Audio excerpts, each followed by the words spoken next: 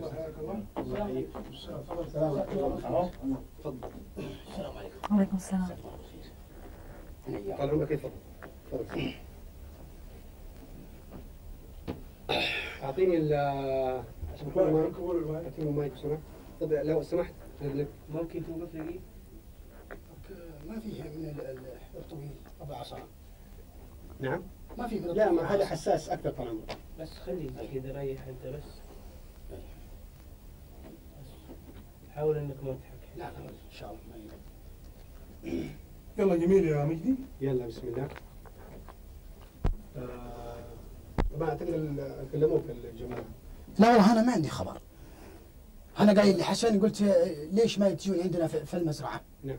في المكان احسن. والله طال عمرك اساسا عندنا القهوه وعندنا القدوع، هالحين سببتوا لا هو الله يشوف ما في احراج، بس عشان المدام يعني ما يمديها تروح هناك، فنحن عملناه في الاستوديو افضل. المزرعه انا قايل لحسن تعالوا عندنا في المزرعه عندنا زين، كان عندنا القدوع طال عمرك والعلوم السفره. لكن الرجال قال لي هنا يحريم وهنا كذا. لا ان شاء الله ما يطلعون وكذا ونخاف عليهم الا عشان انت ترتاح انت وهي ترتاح. انا والله مرتاح ما ادري عاد. يا شيخ الله يرضى عليك، احنا نبغى نبدا الان لانه عندنا وقت. توكلنا على الله. تفضل. طيب اوكي، هو ما حيكون معه خبر فيه. الان انتم اوكي. ونفس اتفقنا عليه. طيب اوكي. اوكي. تقول التقديم. تعملي تست معه شيء ولا؟ اوكي ممكن. ممكن. طب بس سؤالين او نبي سؤال نعرف الموضوع وشو. ايه. اوكي، انت عندك معلومات عن الاسئله؟ يعني لا والله ما عندي. ما قريتهم. لا بالله ما اعرف. طيب اوكي. في عندك سؤال هون انه كيف تتجول بين بحور الشعر بهذا التمكن الكبير؟ ايوه، انه هذا سؤال. بدك تجاوبني عليه. انه كيف تتمكن ببحور الشعر بهذا التمكن الكبير يلي عندك هو انت؟ معلش انت طول الله عمرك تسالي اي سؤال انت تشوفينه مناسب، وانا اجابتي ان شاء الله اني متمكنين في الاجابه. لكن في شيء ثاني مثلا في تحركات معينه اقوم اقعد. لا معليش، ممكن تجاوبني على هذا السؤال مثلا؟ ابشري. اوكي، انه كيف تتمكن بين بحور الشعر بهذا التمكن الكبير؟ انا بجاوب شيء. انت ما عم تجاوبني. انا عم بسالك سؤال وانت ما عم تجاوبني. انه كيف تتمكن يعني انه ببحور انت ما بتكتب شعر؟ طيب اوكي، انت كيف بتتمكن، انت كيف بتتجول او كيف انه يعني بتكتب او مثلا كده لنقول انت كتبت شعر، اوكي؟ كيف بتتجول، كيف بتسرح مثلا بالافكار بالشعر لحتى انه بالتمكن اللي انت موجود فيه؟ نسجل على اللون. ايوه انا جاهز. نعم جاهز استاذ. اي نعم. اوكي مدام. اوكي نبدا بسم الله. هو سؤال واحد؟ لا في 5 اسئله. 5. حسب الاسئله ان شاء الله 10. انا ما عندي مانع. هذا السؤال طال عمرك لا تخاف. خلاص. خلاص انا قايل للحسن اجيب دفتر القصيد معي، ترى محضرين قصايد الوطنيه وقصايد كذا وقصايد العيد الامارات الاخير، فقال لي لا هذه برنامج الحين يخصنا وما نبي فيه شيء غير لا نحن نفضل الاسئله موجود عندك. خلاص ان شاء الله. باي يا جماعه. باي. يلا يا جماعه 5.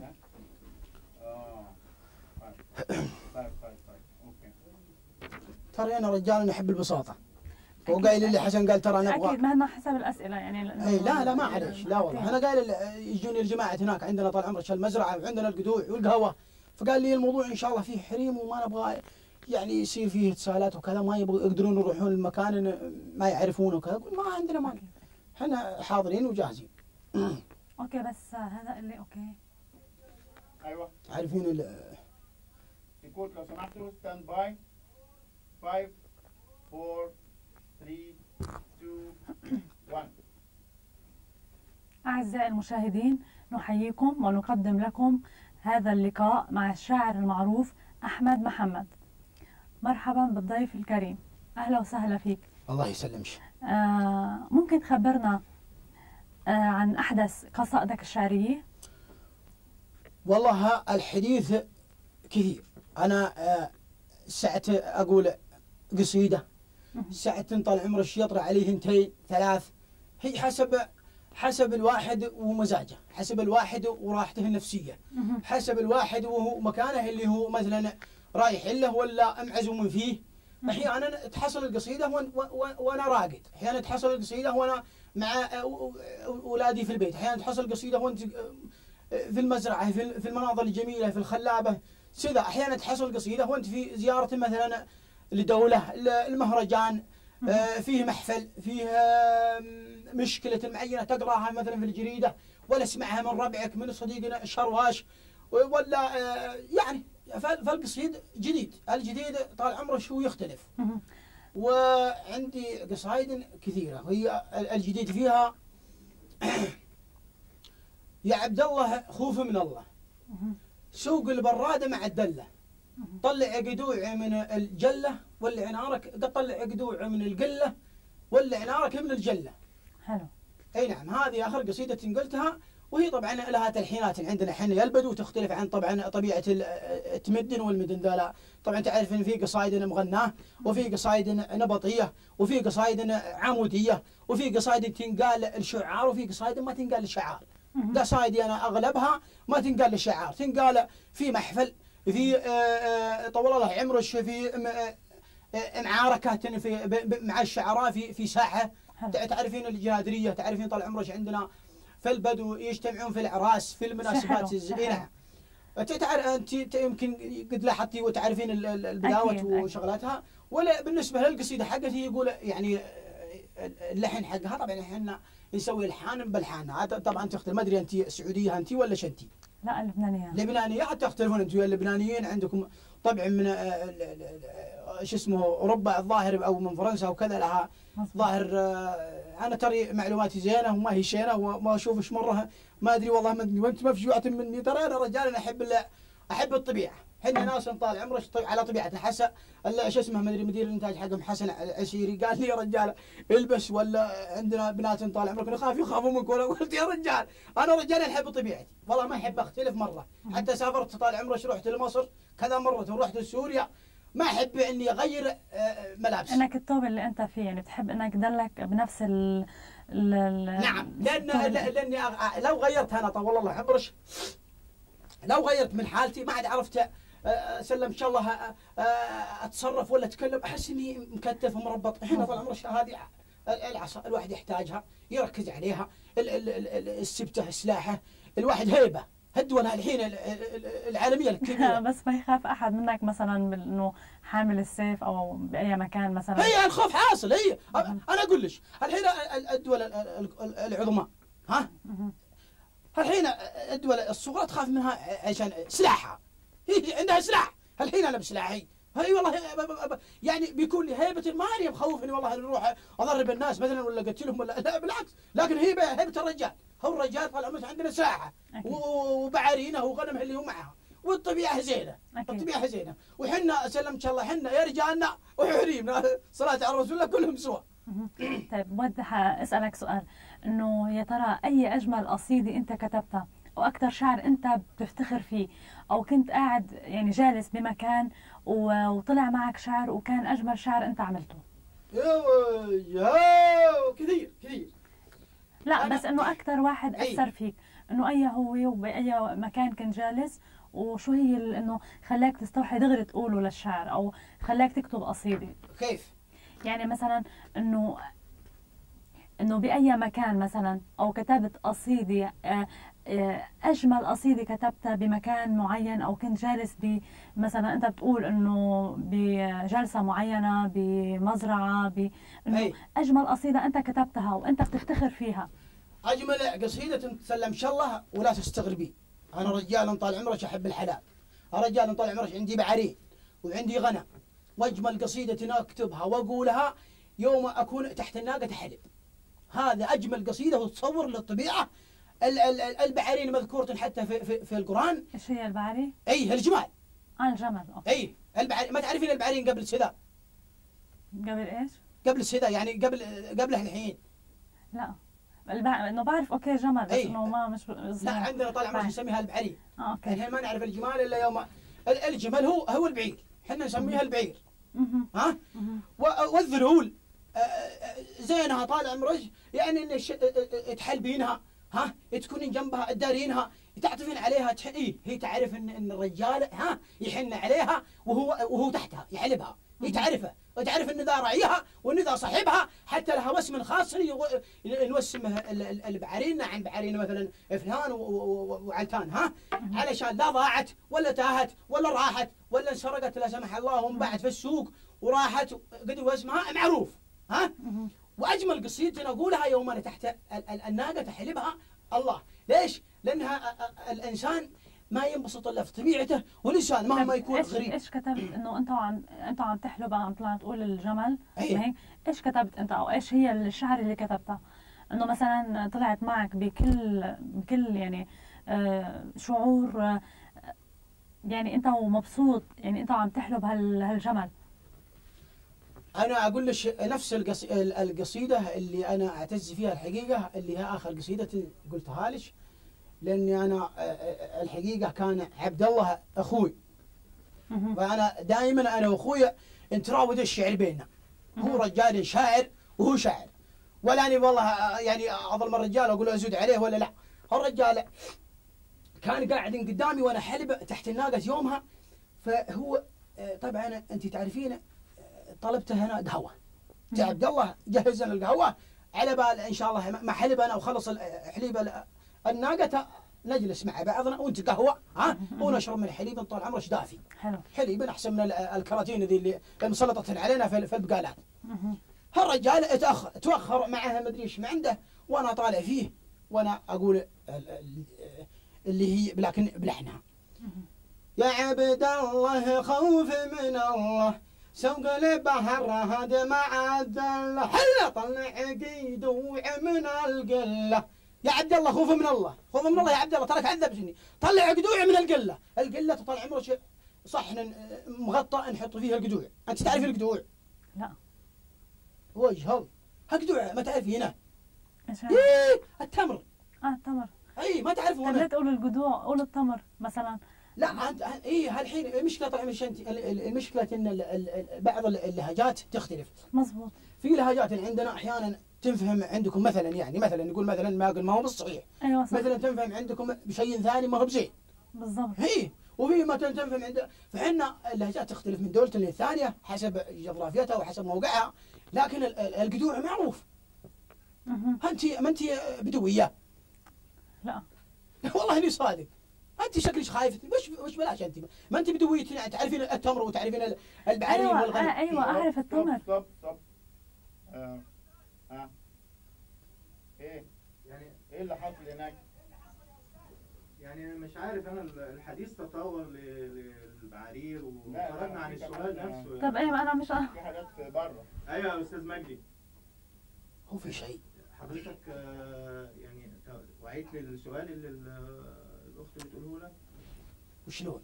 يعني اصل انت دخلت في البعارير وهتخش في حوار غير ابكى البعارين ما هي البعارير. ما يعنيك الكلام هذا يا اخي، هذا حوار هو حر فيه يتكلم فيه، هذه اشياء تخصه. احنا اسفين يا جماعه، ما لك علاقه. بس انت كمخرج. لا يا عمي انا اقول اذا انا شفت فيه حاجه خطا انا اتكلم في ايه يا عمر؟ الاستاذ ما بيتكلم على راحته. معلش يا استاذ، في مخرج هنا. معلش انا حتكلم اذا في اي حاجه خطا انا حتكلم يا جماعه. اوكي ماشي اتفضل. يا جماعة ترى احنا متأسفين، الحين سوينا شيء غلط، علمونا. ماشي اعطيني واحد يا استاذ عيد. لا اله الا الله. أو كان سؤال مشكلة وش؟ لا معلش طال عمرك، احنا في عندنا بس كان شغله بسيطه. ماشي يا استاذ. الرجال هذا زعلان يقول البعارير، كان ما قلت البعارير.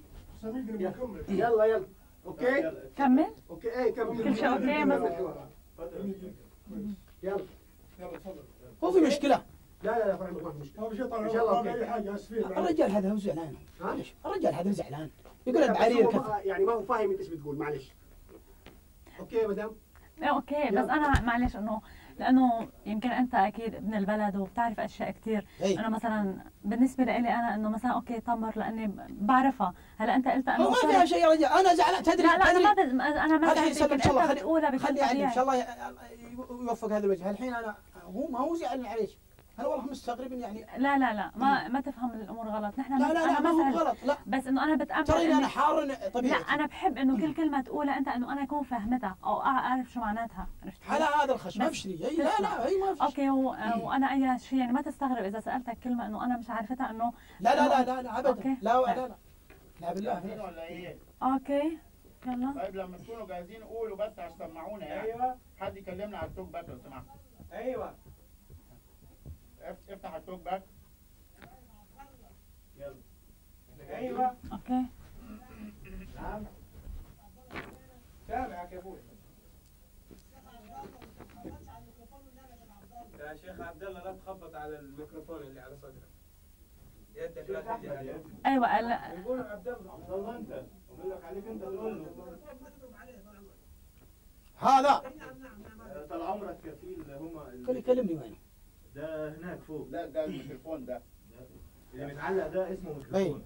فما تخبطش عليه. ما تخبطش عليه. ماشي؟ عشان ما يبص. ماشي. طيب مشان يطلع الكلام مظبوط مش ما ودكم توخرونه ولا تحطوا لنا واحد طويل ابو عصا؟ الاستوديو ما بنستخدمش الطويل ده. ايه الحين نسوي مناظرات وكذا، ابو عصا ذا ازين، يتحرك تخبط يديك تخبط رجلينك. براحتك ده برضه زي ما انت عايز اعمل. اي خلاص جاهزين يلا يا جماعه اتفضل. اقفل الباب اقفل الباب. اوكي. اخ احمد ممكن اسالك سؤال؟ لا لا ستوب ستوب. طيب اوكي خلاص.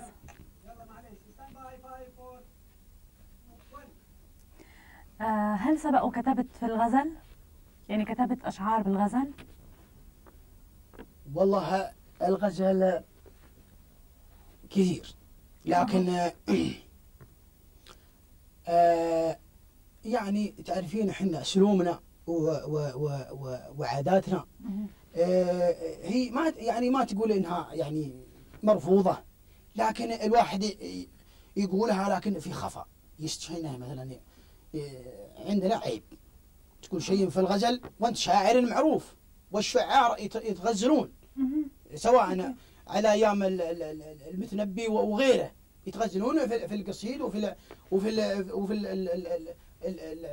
الحرمه وفي البنت وفي هذا اذكر بعض الشعار حتى يتغزلون في العيون وفي الشعر فكذا. فحنا بعادتنا لا، احنا نحاول ان نداري الامور ونحط الغزل نطالب في حناننا وفي حماسنا وفي دفاعنا عن عقيدتنا وعن ديننا وعن امورنا الدنيويه اللي تخصنا في يوم القيامه وحاضرنا اللي احنا متمسكين فيه. هذا هو. ولا انا ما اكثر منها، لانها والله ما احب واحد مثلا يزعل مني ولا ينتقدني ولا كذا، فهي مقلل لنا منها شوي. لكن عندك منها، عندك انت شعر غزل؟ لا والله انا المشكله انا اقول والله لا تستغربين ولا تستغربين، لكن انا دائما احب التنكيت والضحك. ها واحب والله اضحك المجلس وضحك. انا متغزل في بقره. في بقره. اي نعم. وقايل فيها قصيد من عربي وانجليزي. ها لكن غزل تعرفين احنا نحب القراش، نحب الحلال، نحب حلالنا، نحب نتغزل في بعارينا، في النياق، في البقر، في الغنم. ها نقول فيها قصيد زين وهي زينه وكذا وملحه وصلقه وخدتها ونقرتها وقرعتها. ها نتقصد فيها قصيد اسمه غزل، لكن قصيد في الحلال. ها طيب يا ترى انه انت اللي عم تقول انه بالحلال ممكن تقول قصيده غزل؟ طيب عندك انت قايل شي مره مثلا قصيده غزل لحرمتك انه مثلا وقلتها؟ انا لو اقول ممكن نستمع بس لمقطع صغير مثلا. لا والله لحرمتي انا اقول لك، انا بحرمتي ما قلت في قصيدين في حرمتي. لو قلت في حرمتي خذوها هلها، خذوها هلها وما عاد شفتها، يحرمون اياها. ويتمون. احنا عندنا عاده، عندنا قبائل ما تعرف الخيطي بيتي، هم يسمونه خيطي بيتي. احنا يا الشعراء والادباء يسمونه شعر قصيد، لكن انت غزل به ونلمح له. ممكن المح على العنز ذيك وانا اقصد مثلا زوجتي مثلا احط قصيد طال عمرك انا اتغزل، خليني اعلش بقصيدة قلتها في البقره حلوه وكوميديه ومضحكه. خليها تضحك. والله ما ادري انت شكلك خايفه من اليوم. يقول هي انجليزي وعربي. يقول يا ليت عندي 6 دور. عرفتي؟ يا ريت عندي 6 دور، 6 ادوار. اوكي 6 دور. يا ليت عندي 6 دور واشتري لي بقره. وبعد افتر شهور تحمل البقره وتجيب لنا بيبي ثور. واسفره بلاد الزهور ومن عندي التذكره. وفي عيد ميلاده هزور واقدم له زهره. حلو. ها، واذا صار بقثور نزوجها بقره. حلو. اي لا، هذه قلتها اكثر من محفل وفي جلسات واحنا نضحك. تعرفين نقول لك نجيب سيمن في شعره، نجيب يشعر الواحد قصيده في مثل القصائد الحلوه اللي لها طابع زين طابع. طيب يا ترى انت بتميل للشعر انه المأساوي الحزن، ولا بتميل للشعر اللي بيتكلم عن الجمال اكثر؟ انه مثلا لنقول قاعد بطبيعه خلابه، اي اوكي، اكيد بتستوحي منها من الجمال، من جمال الطبيعه، من المي، من الخضار، من الورد، ما هيك؟ نعم. تستوحي شعر، ما هيك؟ أي. ولا انت مثلا بس نمط معين واحد ماشي فيه؟ اي اعتقد لا كلامي واضح؟ اكرري. كلامي ما كان واضح. لا هو واضح، بس ودي اتفهمها مرة ثانية عشان الشعر انه بيستوحي منه الانسان مثلا من الجمال، ما هيك؟ انه أي. الواحد بيكتب شعر أي. من خلال مثلا انه كان ماشي كان مارق بمحنه يعني مزعجه بيكتب، كان مثلا انه شاف منظر جميل بيكتب فيه، مارق. وش شاف مارق؟ انسانه حلوه مثلا أي. خارقه الجمال كتب عنها، أي. شاف ولد معجزه بالضبط هذا. اي يعني انه أي. كتب يعني أنا برأيي إنه الشعر بكل شيء إنه المفروض يكون ما في إنه شيء كويس وشيء ما كويس، أو هذا أكتب فيه وهذا إنه حرام، وإنه لأنه الشعر إنك أنت عم مثلا نقول على أي شيء عم تشوفه جميل عم تكتب عنه، أو عم توصل للناس إنك أنت شو عم تمرق فيه. واضح كلامي؟ والله سؤالش طويل ولا فهمته يعني، او انا ودي بشيء طال عمرك يعني. سؤال بسيط.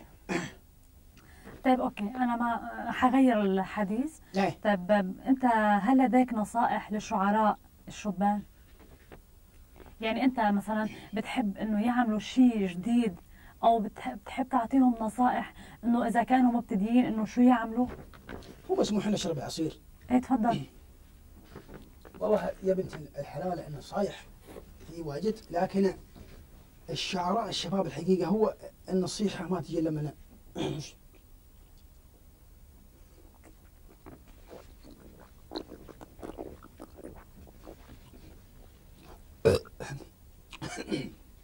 النصيحه طال عمرك.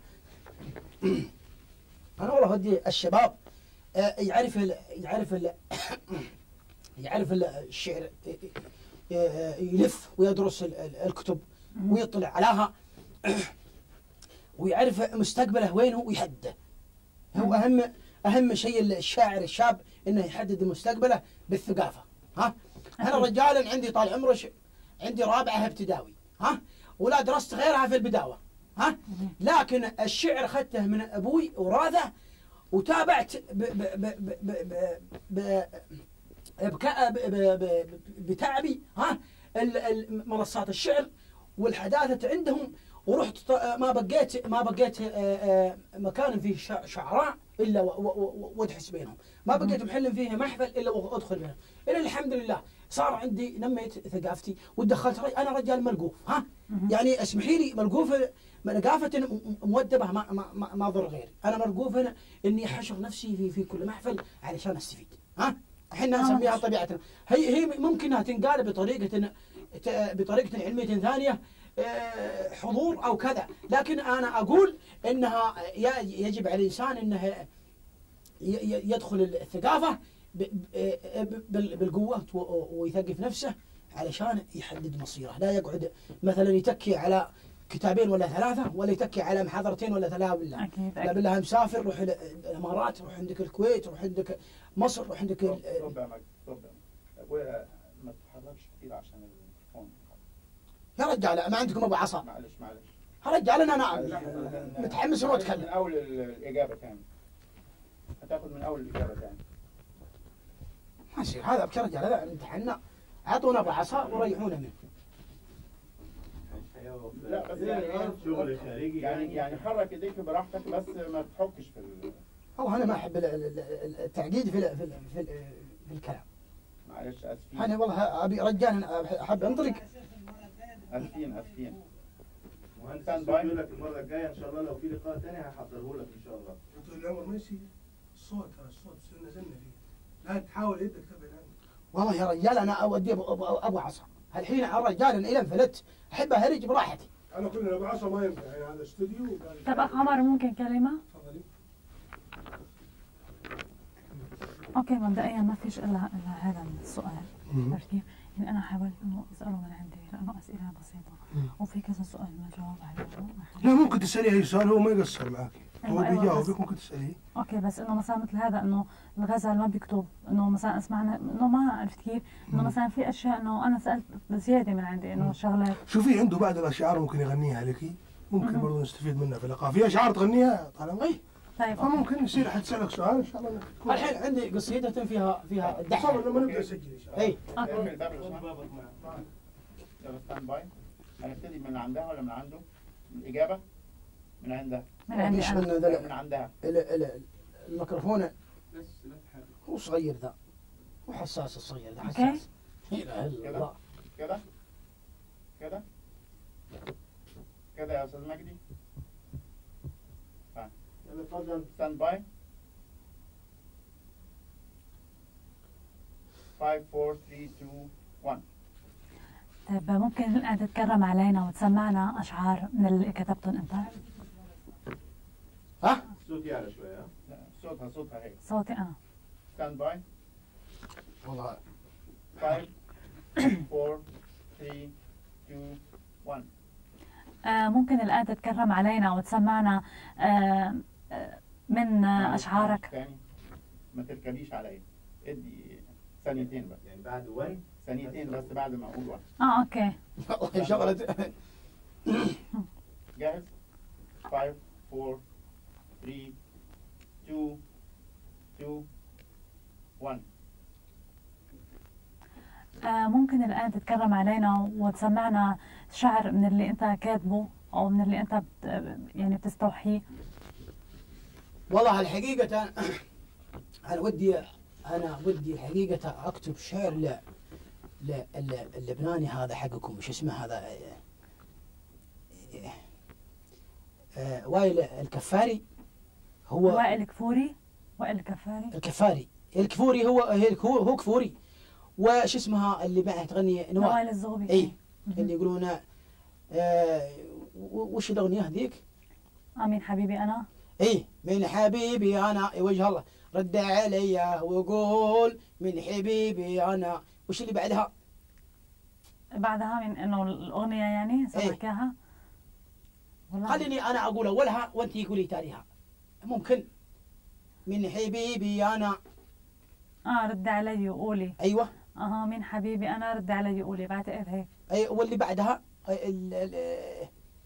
والله الان مش فاكره المقطع كله. هذا ان شاء الله انا عجبتني الالحان حقتهم، وان شاء الله اني انا مكلم ان واحد له صله في انتاج الاغاني، وقلت له انا ودي اسوي قصيده على نمطهم. حلو.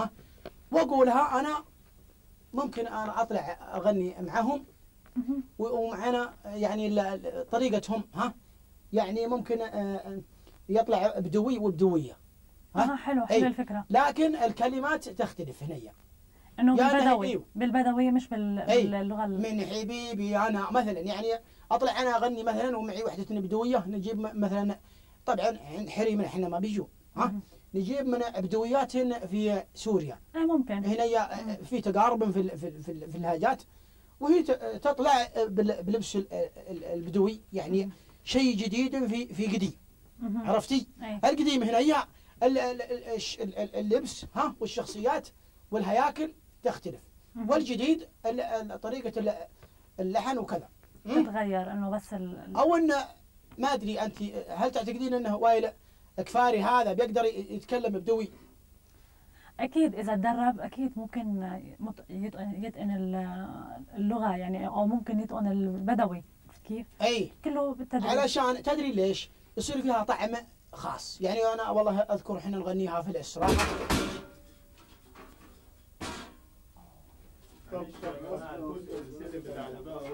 سلم وقع ناسف يا شيخ معلش. لا اله الا الله.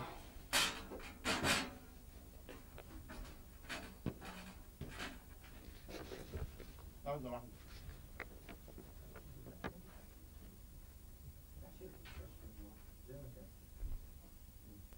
هم لو طاعوني وجيتوا عندنا في المزرعه رجال عليك تنبسطوا. هنا يا ريح وهنا يا هواء. فين بجدة؟ بجدة هنا؟ ها؟ بجدة؟ هون يعني؟ أي مزرعة؟ في شمال جدة. مزرعتنا هنا ما بحسن منها كبيرة. خلاص تفضل قفل الباب. ستاند باي. 5 4 3 2 1. ايوه بنتابع حديثنا وبننتقل الان انه يا ترى انت هلا حسيتك انك عم تقول انك تغني يا ترى كان بيقول ثاني عشان لقلقه شوي. مرة ثانية. ستاند باي. 5 4 3 2 1. طيب الآن بننتقل لموضوع ثاني. من خلال حديثي معك حسيت انه انت تكلمت انه بدك تغني، يا ترى انت بتغني؟ انه يعني بتحب الغنى؟ والله انا احبه. تحب الغنى؟ انا ما هو محبة، انا يعني زي ما تقولون عشقها عشق مخبول. ها؟ مخبول عندنا يعني بالحين. رجال ودي اغني مثل الكفاري هذا، ها، ووقف جنب المسرح ومعي وحده تغني معي. انا عجبتني يعني طريقتها. ديو عجبتك هذه الفكره؟ أيوة. انه فكره زينه وفيها الجمهور يساعد، ها، وخاصه اذا كانت بالطريقه البدويه، انه اللبس بدوي. هلا يا سلام، تصير كثير حلوه. اجل هاي بتجي لها. اولا طال عمرك عند شو اسمه يقول ايه من حبيبي انا رد علي، ها، وهو كذا رد علي لا اله الا الله من حبيبي، ها، رد علي وقولي ايه من حبيبي انا الله الله لا اله الا الله. شفتي الدخلات هذه مضبوط، خاصة بالطريقة البدوية ممكن تطلع مميزة. ايوه، وانا طالع برضه عندي اغاني. طيب ليش هذه الفكرة انه مثلا ممكن طريقة ثانية وكون ديو بس تطلع عندي طريقة ثانية يمنية. لا الأغنية مش ضروري تكون هي انه تكون أغنية ثانية وتكون انه بدوية، انه يكون واحد واحدة بدوية. بيكلمك يا شيخ احمد. ايوه بيكلمك. عفوا هي بتسالك عن التويت، انت عارف ايش هو التويت؟ ديو يعني انه الديو يعني انه انت اللي بتحبها انه مثلا واحدة وواحد انه يغنوا، عرفت كيف؟ اي انه مشترك. طيب. غنى مشترك مع واحدة. طيب نرجع نقولها. يا ريت نرجع نقولها لو سمحت. يلا اوكي ستاند باي. عنده هو مش كده؟ عنده يا استاذ مجدي؟ تسمعهم على السماعه بتاعت الاستوديو؟ انا احسب انهم يتكلمون معكم انتم، يعني ما دريت. لا يعني انت سامعني؟ اي نعم سامعكم. سامعكم. عندك يا ابوني سماعه. عندك عليها. ستاند باي. 5 4 3 2 1. تفضل. من الاول بعيد. هو هي. ستاند باي.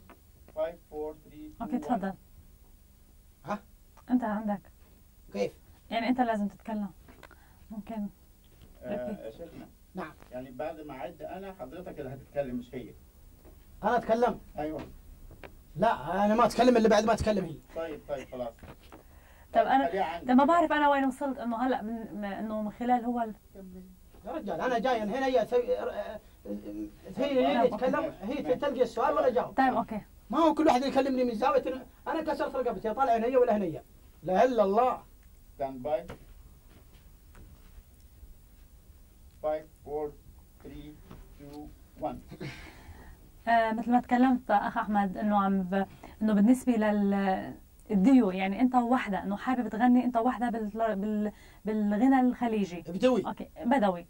لا انا واحد بدوي تقول أيوة. انت ايوه انت عم تقول انك حابب تغني بدوي مع وحده، انه نفس طريقه وائل الكفوري نوال الزغبي. انت عم تقول انه حابب. شو اسمها طريقتهم؟ شو اسمها؟ ديو هاي ديو. ايوه ديو. انت حابب انه تغني نفس بالانجليزي ديو يعني اثنين. اي ها شفتي مطابقه البدوي. ايوه اوكي. بس انت ايه ده؟ ايه اللي مفيش امن بره ماسك حراسه الاستوديو ولا ايه؟ ايه اللي قاعدين يخبطوا في البيبان دول؟ الله. معقوله كده؟ يا نهار اسود. لا معلش يا شيخ احمد، اسفين يا جماعه. ايه ده؟ شوف لنا حد بره يا استاذ عمر لو سمحت. ما يصحش كده برضه كمان خبط البيبان ده. لا كلام فاضي ده يا شيخ والله. لا هو جت صخات في الباب يمكن يا شيخ هذه امور ما نتدخل فيها نهائيا. اتفضلوا. اقفل يا استاذ عمر بالله وحط لنا واحد على الباب. طيب صلاح موجود. اوكي. كلهم على الباب. اوكي صلاح. هدب ثمنهم. هنبتدي تاني من عندها؟ طبعا. يا جماعة ترى جاهز؟ جاهز يا أستاذ مجدي؟ يا أستاذ مجدي.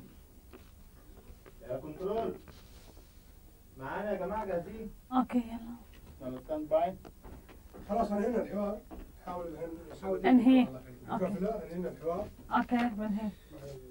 ما كمان انتم واحد طالع وواحد نازل ما يصير يا اساتذه. ازاي يعني يا استاذ؟ يعني انا الحين ابغاه واخذ والاقي الكاميرا رايحه هنا ورايحه هنا ما يصير. يعني حضرتك طلبت حاجة ما لقيتهاش؟ طبعا يا اخي. فين؟ خلاص يا مجدي خلاص صلوا على النبي. هو كمان الشيخ العصايه طالعه ونازله، ما لازم تظبط. ما تحرك ما يعرف عصايه يا رجال انا ما اعرف حكي لعصاتي فيه. اوكي مدام بنهي. خلاص اوكي طيب خلاص حاول تنهي الحوار معاه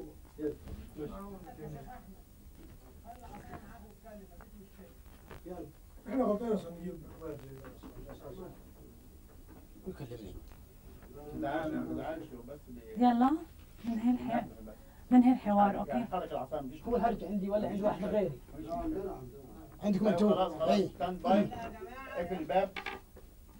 5 4 3 2 1. اعزائي المشاهدين نشكر ضيفنا الكريم والى ان احنا باقي لنا سؤال ما جاوبنا عليه اللي هو البدوي. ها؟ انت قلتي لي عن البدوي. ايوه. اللي هو ايش اسمه بالانجليزي؟ ديو. الديو. ها؟ هذا طال عمره ماخوذ من بدوي. ها؟ ايوه.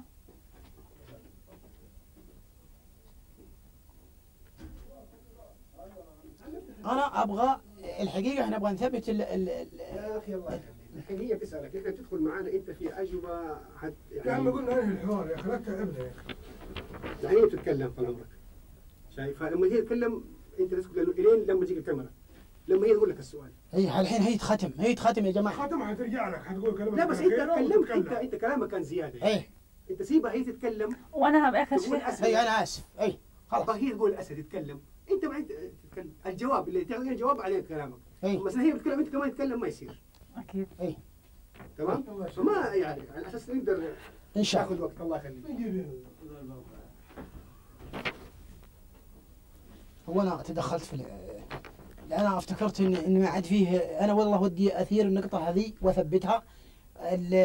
طب معلش قبل ما تصوروا بدي انه قصدي انا بس خلص اوكي انت حابب تغني بالخليجي. اي لا انا ودي اغني اللي هي شو اسمها من حبيبي انا. طيب اوكي. ودي كمان يعني ثبت يمكن ان شاء الله يصير لها مجال للنقاش وتثبتونها وتصير حقيقية. اوكي ما انت حكيتوا هذا ما حكينا بهذا الموضوع على اساس انه بس انهم قاطعوا علينا. اوكي هلا حاختم هذا لانه خلاص قلناه يعني هالموضوع. اوكي هلا بس حاختم لانه ما عادش في وقت للبرنامج. عرفت كيف؟ حاختم. اوكي 5 4 3 2 1. أعزائي المشاهدين نشكر ضيفنا الكريم وإلى أن نلتقي بكم في حلقة جديدة نحييكم والسلام عليكم ورحمة الله وبركاته. الحين شكرا لك. الله يسلمك. يعني ما تخش على كلامها في الآخر. لأنه هيدا الفاينل. عرفت تاني برجع بعيدة؟ دخل عليك دخل على والله يا ريت ودي تزودوني واحد عصير. هتشربي حضرتك ده؟ لا. طب اتفضل حضرتك. طب شيلها عشان الركور. شيلها عشان الركور. ما تنهي على طول الحوار. لا تنهي الحوار. قولي كلمتين وقولوا كلمة أخيرة يتكلمها. وأنت لا تخش عليها في الحوار قلنا أنت قاعدين ننهي تشرب عصير جالس. يا خالد التلفزيون بشويش علينا يا رجال. انا هالحين قالت اللي تشربون عصير. انتم تبون نشرب. طيب يا قمر. انت ترى كذا ما هي طيب. اي الحين انا الحين تعب كان شايفين على طول. طيب كلمتين قولي الكلمة الأخيرة نشكرك على اللقاء معنا. لازم يقول كلمة هو طبيعي لازم يقول شكرا انكم استضفتوني وذا وليتنا ما استضفتنا. طب هو المفروض يقول هذه الكلمة. طب انت المفروض بس هلا الان تقول انه اوكي شكرا لكم وانه اتحتوا لي الفرصة بهذا البرنامج وبس. اوكي انا حاختم اوكي انه نشكر الضيف الكريم وانت بتقول انه شكرا انه اتحتوا لي الفرصة اني انا كنت بهالبرنامج. اوكي بس يعني هالحين انت تعيدين من اول نرجع من اول. هلا انا بس خلص بتقول انت اوكي شكرا نشكركم على هذا البرنامج انه اتحتوا لي الفرصه اني تكلمت وبس وبيخلص. اي خير. اوكي stand by 5 4 3 2 1. يعني اتكلم انا هالحين ولا هي؟ انا هي انت ما تقولين اتكلم قول نشكركم وكذا على انها استضفتوني ولا انا ولا هي يا جماعه؟ انا هي اي خلاص اي ايوه اوكي 5 4 3 2 1. اعزائي والله اني اسف يا جماعه لكن الحقيقه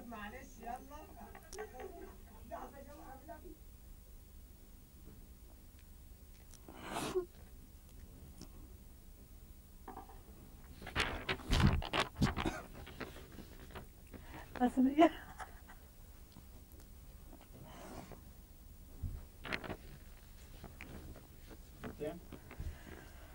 خلاص طيب دوها فوق.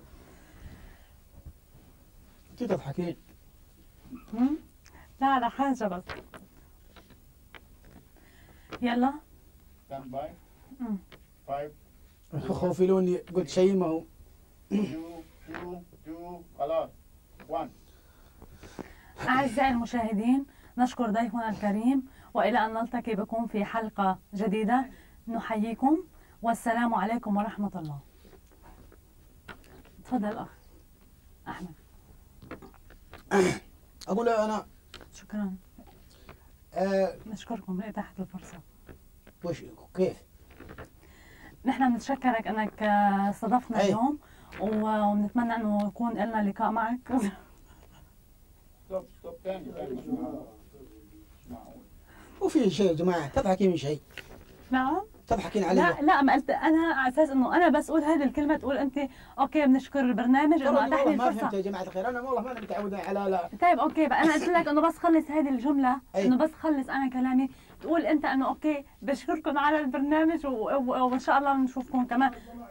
يا جماعة نعم خلصونا نحن بندفع فلوس انا خسارة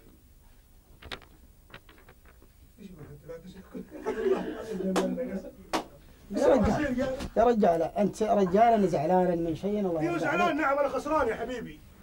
انت خسران؟ خلصنا ايوه خلصنا نشرب عصير. الحين انا تاركن حلالي وبعاريني وتاركن المزرعه وجايين علشان خاطر البرنامج وتقول لي هذا كلام والله هيك ما تستحي على وجهك انت. خلاص يا شيخ خلصونا بالله. هنقفل البرنامج. يلا يا شيخ احمد معلش حقك علينا احنا. خلاص هنقفل البرنامج. انا والله ما احب احد يضحك بوجهي. خلاص طب ضروري يحكي هو بعدين خلاص يعني الاخت المذيعه هتقفل البرنامج هتقول ان احنا بنشكرك. يا رجال هتقول ان احنا على الهواء. الحين هي قاعده تضحك علي اعوذ بالله يا حبيبي لا حاجه وشو هالضحك ذا يا رجال. بس انت شتمت الراجل هنا هذا مدير يا رجال هذا الدب ذا ما ابغى اشوفه. خلاص يا ابويا خلاص والله رجال لحظة احترم نفسك على الكلام الفاضي. وتشتغل معنا ولا صار تشتغل تفضل. والله العظيم لو قمت عليك بشرف لا امزحك زين. خلك رجالا وتوكل على الله. نبو قلبك الحين رجال تارك معاريني وجايين هنا في القايات وذا يضحك وذا يضحك. لا يا اخ احمد انا بس انه انا والله ما احب الرجال المنفش المنتفخ ذا ما احبه. لا مشان على عرفت كيف مشان انه الختام انت ما فهمت يمكن قصدي. قسم بالله ما تسكت من صالحك ترى. خلاص يا قسم بالله. خلاص يا استاذ عمر. يا رجال العن ابليس وهدد الرجال. احترم نفسك انت يا منى ما تضحك. مجدي شوف الاستاذ انا ما عم عشان يقفل الحلقه. مش معقوله كده. كلامه ده معلش يلا خلاص معلش انا ماني طايع اليوم الا بمصيبته من هنيا. لا احنا جايين بالعكس احنا نعمل لقاء طال عمرك. هذا رجال ما يحترم نفسه. وهالحين انتم جايبين تمنظرون علي تضحكون علي. لا ولا وش هذه تضحك وذا يضحك وذا يسب. يا رجال تروني انا الرجال بن مشاهد قاعد في هنيا ونعن ابليس. يا عمي احنا اسفين خلاص احنا اسفين حقك علينا. يا رجال ما ابغاك توسم مني خليك رجال من ورا ذاك الباب. ولا يرحم والديك اللي تروح ورا ذاك الباب. لا توسم مني لا تسلم على راسي. لا يا اخوي لا تسلم على راسي. رجال انت ما عندك رجوله ولا تحية. خلاص ماشي الحال ماشي. جبلهم تحت حمار قلبي جبين.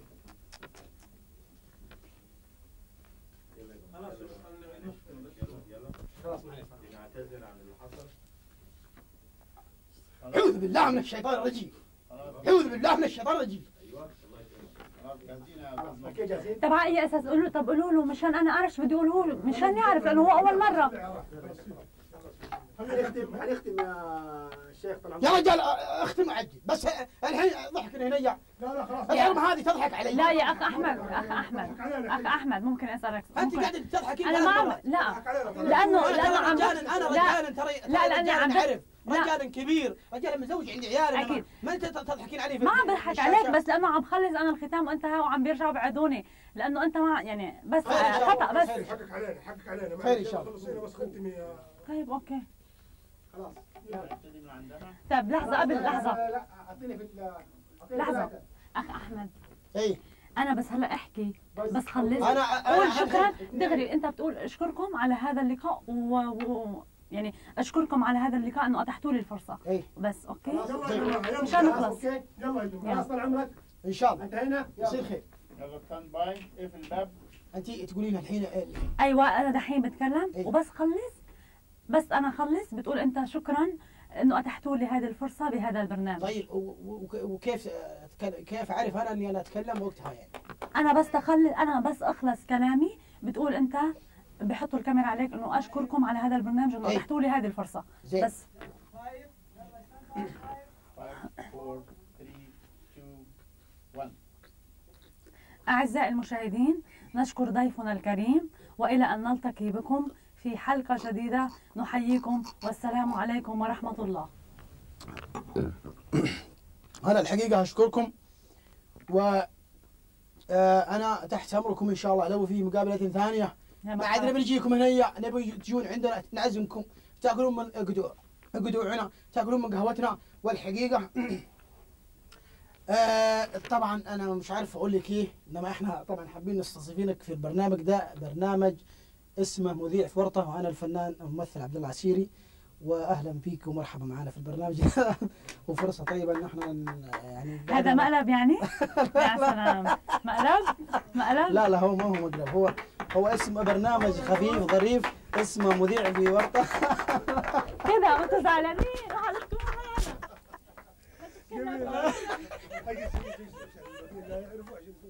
والله حقل لهم. لا قلت لهم يلا يصير لنا الحال.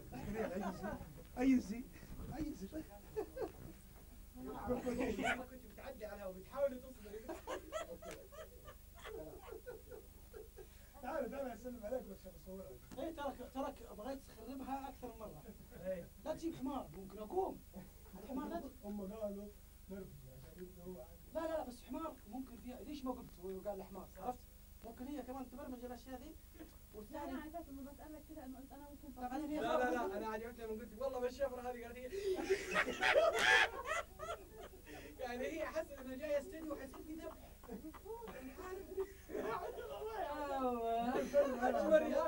عبد الله هيئة اللقاء سلم عليها ويا هيئة اللقاء معنا الان كاميرا. يلا شوف